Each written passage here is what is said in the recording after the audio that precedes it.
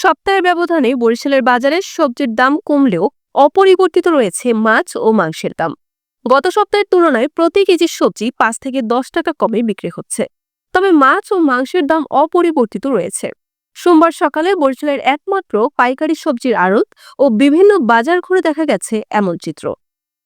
পাইকারি বাজার ঘুরে দেখা গেছে শসা গত সপ্তাহেও পাইকারি 20 থেকে 25 টাকা কেজি বিক্রি হলেও এ সপ্তাহে বিক্রি হচ্ছে 15 থেকে 20 টাকা।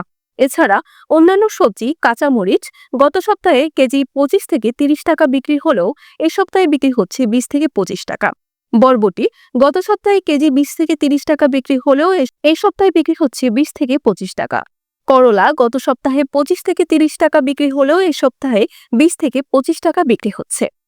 টমেটো গত সপ্তাহে 30 টাকা বিক্রি হলেও এ সপ্তাহে 20 থেকে 22 টাকা বিক্রি হচ্ছে। পটল গত সপ্তাহে 25 থেকে 30 টাকা বিক্রি হলেও এ সপ্তাহে 25 টাকা কেজি দরে বিক্রি হচ্ছে।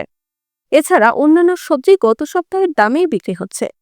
এছাড়া মাছ ও মাংসের দাম অপরিবর্তিত রয়েছে। এর মধ্যে ব্রয়লার মুরগি বিক্রি হচ্ছে 170 থেকে 180 টাকায়, গরুর মাংস 750 টাকা ও খাসির মাংস 1150 টাকা কেজিতে বিক্রি হচ্ছে। ভোক্তা অধিকার সংরক্ষণ অধিদপ্তর বরিশাল বিভাগীয় কার্যালয়ের উপপরিচালক অপূর্ব অধিকারী বলেন, তাই প্রতিদিনই নিত্য প্রয়োজনীয় পণ্যের মূল্য বৃদ্ধি রোধে বাজার মনিটরিং করা হচ্ছে। বিভিন্ন এলাকায় অভিযান চালিয়ে অসাধু ব্যবসায়ীদের জরিমানা করা হচ্ছে। ভোক্তা অধিকার সংরক্ষণ অধিদপ্তরের এই অভিযান অব্যাহত থাকবে।